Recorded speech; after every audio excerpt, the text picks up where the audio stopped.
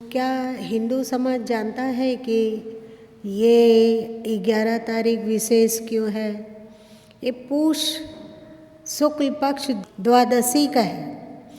तो कभी विचार किया कि ऐसा लोगों ने क्यों निकाला हुआ जो कि पौष माह में ही उनका प्राण प्रतिष्ठा हो, जबकि हिंदू समाज तो पूष महीने को अच्छा नहीं मानता है। कि मानता है कुछ भी अच्छा? ना ना ना, अभी गाड़ी नहीं खरीदना है तो अभी घर नहीं खरीदना है, चाहे अभी नया रिश्ता नहीं जोड़ना है, विवाह नहीं करना है, अथवा किसी तरह का गृह प्रवेश नहीं करना है। होता है ना? तो इससे क्या सिद्ध हुआ कि ये सब हम लोगों का भ्रम है। और एक चीज़ सिद्ध होता है कि जो सामान्य ज्योतिष पढ़ लेते हैं, ग्रह नक्षत्र की बात को सामान्य जानते हैं, तो वे लोग इस तरह का प्रचलन और अंधविश्वास अधिक फैलाते हैं। सही? जो विद्वान है, जो समझदार है, जो योग्य हैं, वे इन अंधविश्वासों से ऊपर रहते हैं और वे जानते हैं कि हर समय में ऐसा अमृत में मुहूर्त अनिवार्य होता है, जबकि कुछ भी शुभ कार्य को किया जा सकता है। ये सब ना आपके पूर्वज लोग तोड़ने का कम कोशिश नहीं किए। आप देखिए कि चैत महीना में हिंदू लोग के घरों में कुछ नहीं होता है। होता है क्या? विवाह शादी वगैरह होता है क्या? नहीं होता है। लेकिन श्री राम वही चैत माह को क्यों चुन लिया? वो भी नवमी को। समझते हो हमारे ऋषि अथवा अवतारी सत्ता हम लोगों को क्या संदेश देते हैं? और भादों को हम लोग बेकार का चीज मानते हैं, और वो भी चौथ को। ना ना ना, आज नहीं, भादो है और ऊपर से चौथ है। हम लोग नहीं करते हैं। लेकिन चौथ को गणेश जी का जन्म हो जाता है। पागल थे क्या? होता तृतीय को क्या गणेश जी को नहीं बना सकती थी पार्वती जी? चाहे पंचमी को नहीं कर सकती थी? तो ये क्या हुआ कि चौथ में? शायद इसीलिए उनका गर्दन कटा हुआ है ना। ऐसा नहीं। और फिर जब श्री कृष्ण आए तो वो था अष्टमी। अष्टमी में भी लोग शुभ कार्य करने से बचते हैं, और वो भी भादो महीना। लोग तो ऐसे ऐसे लोग होते हैं जो अपने बच्चों का विवाह करने का अवसर निकाल रहे हैं, तो वे कुंडली इत्यादि को भादों में नहीं निकालते हैं, पूस में नहीं निकालते हैं। नहीं ना, अभी नहीं। अभी इसको क्या कहते हैं? खरमास। खरमास ही कहते हो ना? तो खरमास कहते हैं। तो खरमास में राम जन्मभूमि का प्राण प्रतिष्ठा होता है। ये गड़बड़ है। गड़बड़ है क्या? और खरमास में श्री राम मंदिर का प्राण प्रतिष्ठा होता है। वहीं भादो जैसा अजीब महीना,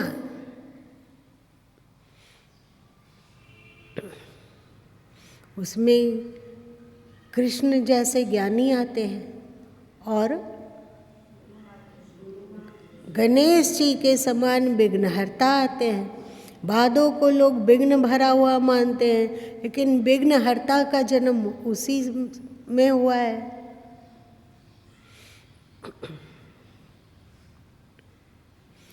इन सब बातों से हिंदू समाज को सीखने की आवश्यकता है।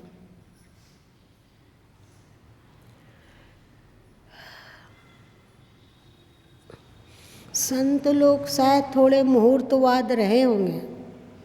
संत लोग थोड़े मुहूर्तवाद में पड़े होंगे। माघ पूर्णिमा में किन का जन्म हुआ? किन संत का? और बैसाख पूर्णिमा में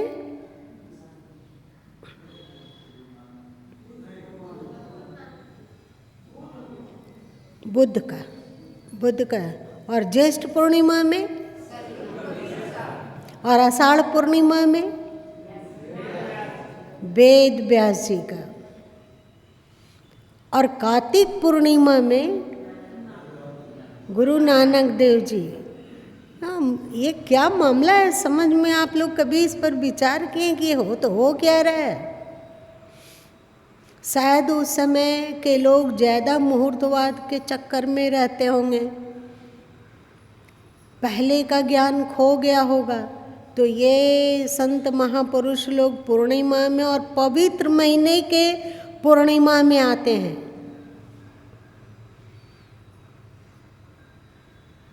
पर जो मिथक और अंधविश्वास को तोड़ने में विश्वास रखते हैं, वे फिर गणेश जी जैसे अथवा कृष्ण जी जैसे अथवा राधा जी के जैसे, सीता जी का भी जन्म हुआ है तो वो शुभ महीना नहीं था हिंदू के अनुसार। और आप लोग इसकी समीक्षा करेंगे तो लगता है कि ना, ये तो हम लोग गड़बड़ सोचते हैं। मुहूर्त से बहुत ज़्यादा कीमती है, बहुत ज़्यादा कीमती है आपका मनोभाव। आप पवित्र मन से कोई कार्य करते हैं तो मुहूर्त हो या ना हो, पर वो समय पक्का है कि बड़ा ही शुभ है। और कुछ कार्य आप अपवित्र मन से करते हैं, खिजलाए हुए मन से करते हैं, तो समझो कि वो कार्य अशुभ है। सदगुरु कबीर साहब ने कहा ना कि सभी दिन शुभ दिन ही है, सभी बार शुभ वार, भद्रा तब ही लागही भूला सिरजना। ऐसे ही रामचरितमानस में भी हनुमान जी के द्वारा एक चौपाई कही गई है कि वो विपदा नहीं है जिसे कि विपदा लोग मानते हैं। विपदा असल में वो है कि जिस पल में आप अंतर्यामी नारायण को अथवा ईश्वर को भूल जाते हैं। यहाँ हम लोगों के बीच इतने लोग बैठे हैं, कौन हैं जो कि बहुत कस के मुहूर्तवाद को पकड़े हुए हैं?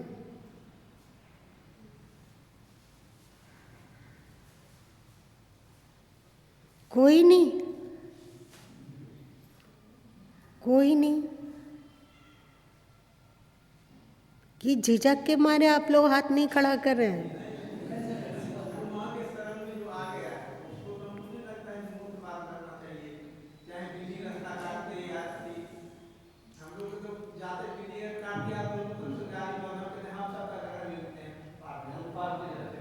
हाँ, ऐसा हुआ था कि गुरुमा जब मैट्रिक में थे ना, तो हम लोग का ईपीएच की परीक्षा थी। विज्ञान का ही एक खंड को उस समय ईपीएच कहा जाता था। तो हम लोग बहुत ही गुरुमा पढ़ के, तो जानते ही हैं कितना पढ़े होंगे, पर जो भी था ठीक था। बोर्ड परीक्षा था और जब जा रहे थे ना तो स्कूल परीक्षा देने के लिए पहली बार बिल्ली रास्ता काटी, फिर आगे बढ़े गुरुमा, फिर एक बिल्ली आई और रास्ता काट गई, और फिर थोड़ा बढ़े तो फिर से एक बिल्ली आई। उन लोग को लगा कि इन लोग को भी परीक्षा देने का मन था तो पहले ही फॉर्म भरना चाहिए था। बार बार एक क्या दिखला रही है उसके बाद। और आपको पता होगा कि उसमें गुरु माँ का हाईएस्ट नंबर आया था पूरे विद्यालय में। क्यों? क्योंकि यदि बिल्ली रास्ता काटी तो गुरु माँ मन ही मन प्रणाम किए कि प्रभु आप इस रूप में आए हो, आप आश्वासन दे रहे हो कि हम तुम्हारे साथ हैं, चिंता मत करो, जो भी है परीक्षा में लिखो।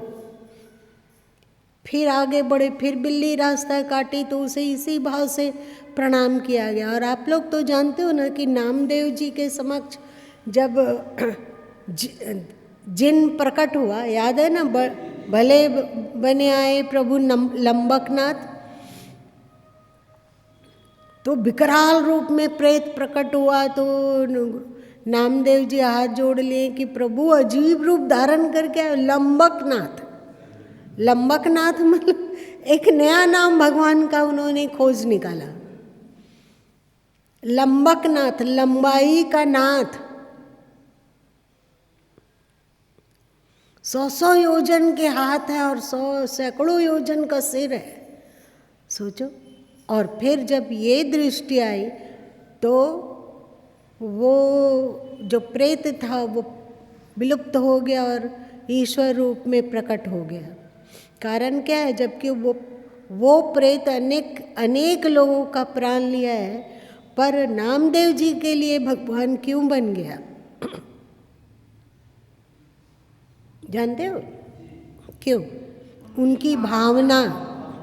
इससे लगता है कि मित्र शत्रु बाद में, पहले हमारी भावना ही हमारा मित्र अथवा शत्रु है।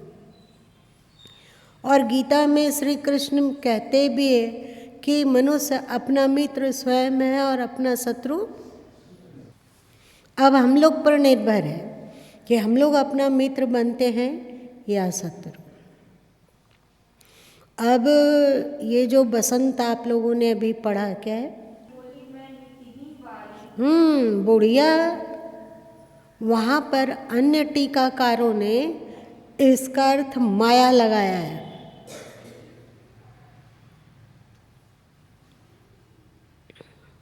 लेकिन गुरु माँ ने क्या लगाया है?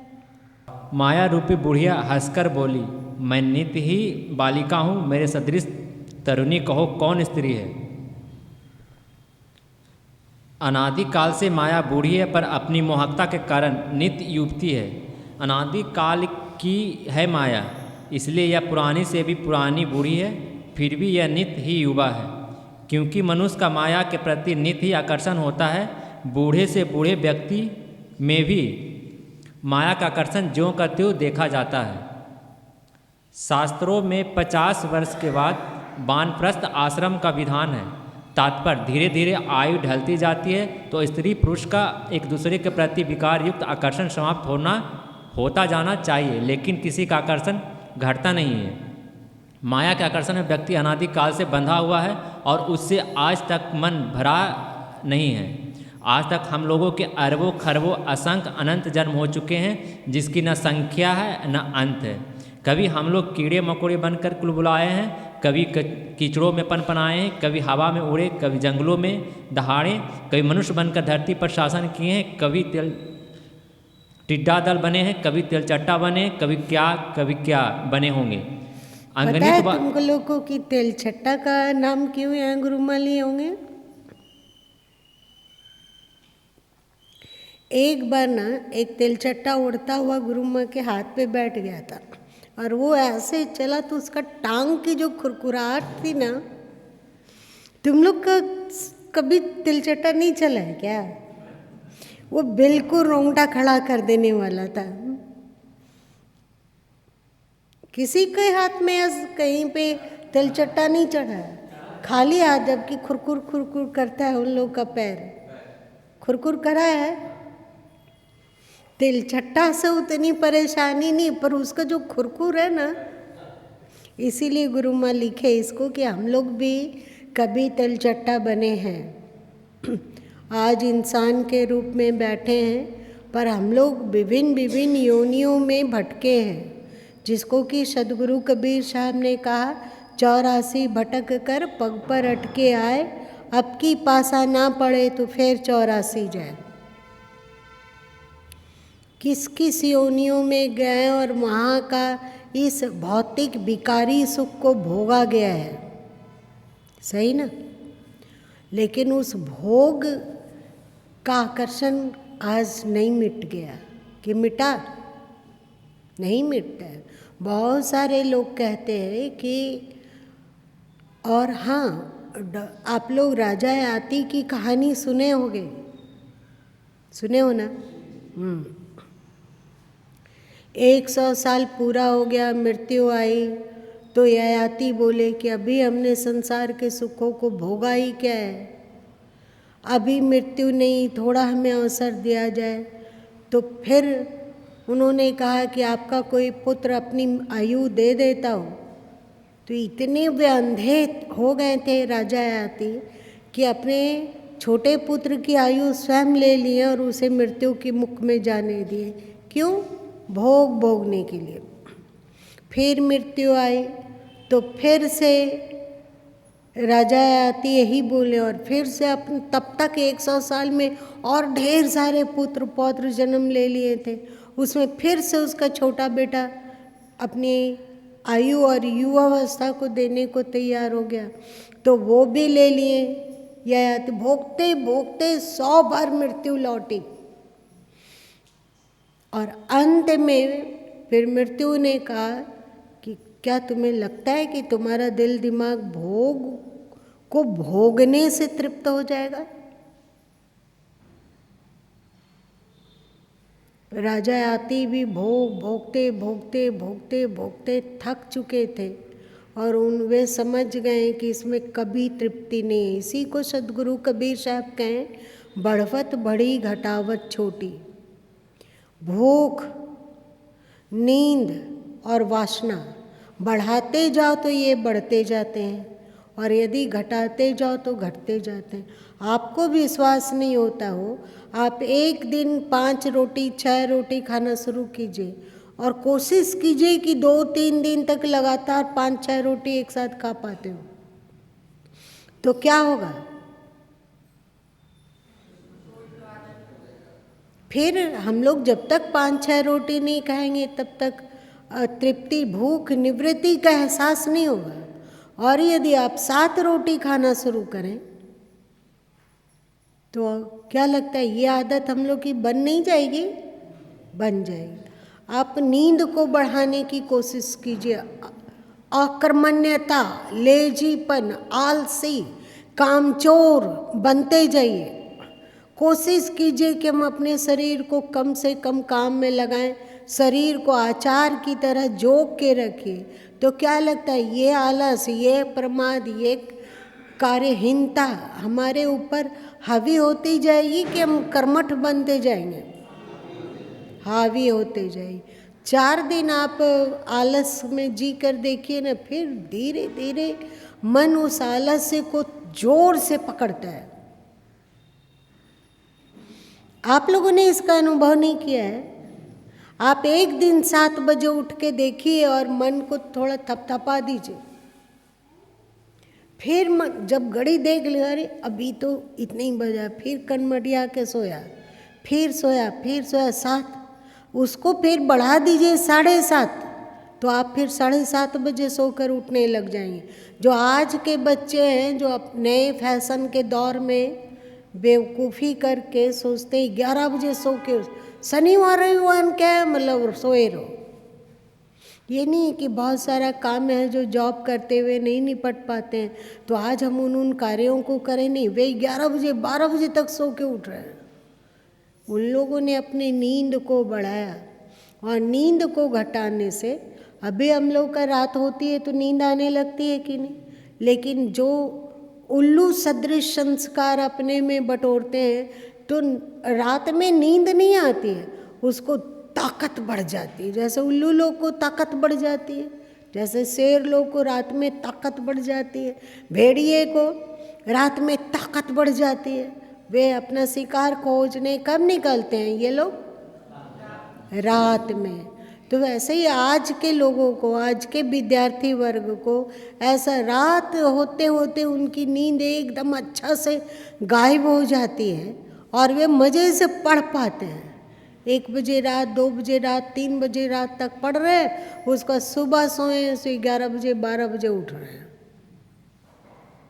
आप लोग ये सब नहीं जानते हो क्या? नहीं जानते हो? देखा है।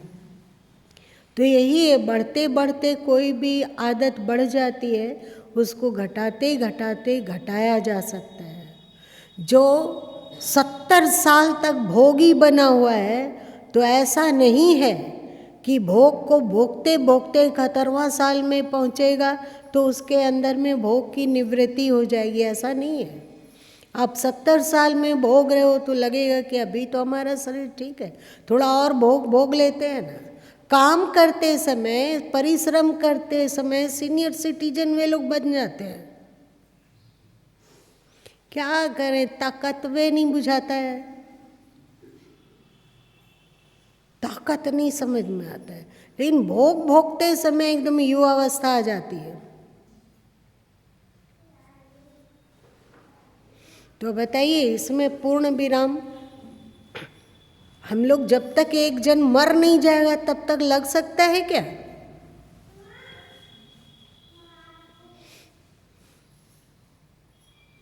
कड़वी बात है पर सच्ची बात है। सच्ची बात। तो ये माया इसीलिए हुआ है।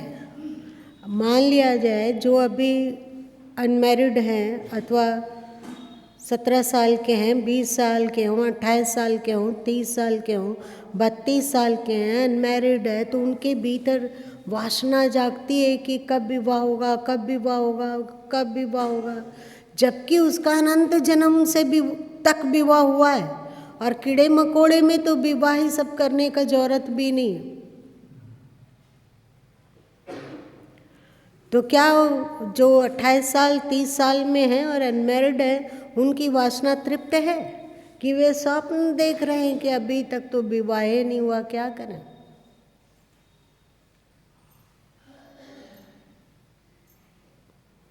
तो इसीलिए इसे कहा गया बुढ़िया हंसी बोले मैं नित्य ही बारी। ये माया हंसकर बोलती है कि मैं नित्य नवीन युवा हूँ। मोहे अस्तरुणी कहूँ कौन नारी, मेरे समान युवा और कौन स्त्री है। देखो तो अभी देखो हम लोग के मन में माया के समान कोई तरुणी है क्या? पान गए दांत गए मोर पान खात, वहाँ पे इसके टक्कर में एक और स्त्री है। उस स्त्री का नाम क्या है? अभी आप लोग पढ़े हो,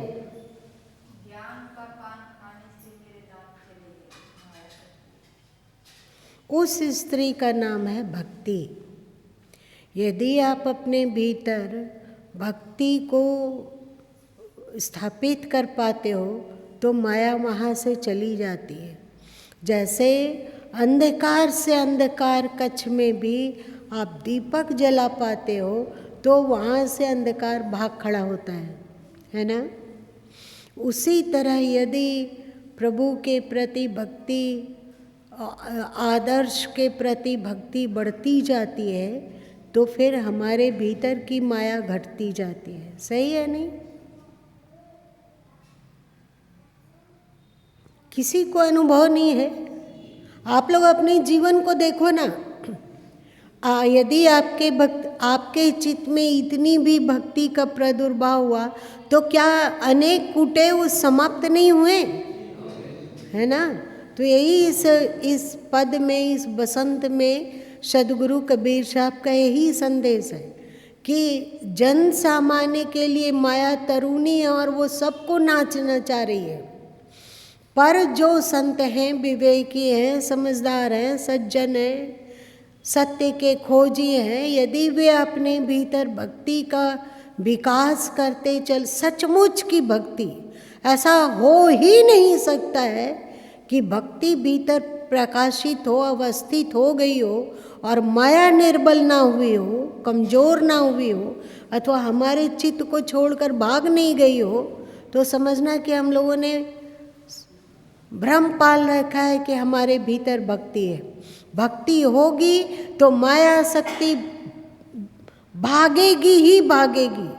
जैसे दीपक जलेगा तो वहाँ से अंधकार भागेगा ही भागेगा, है ना?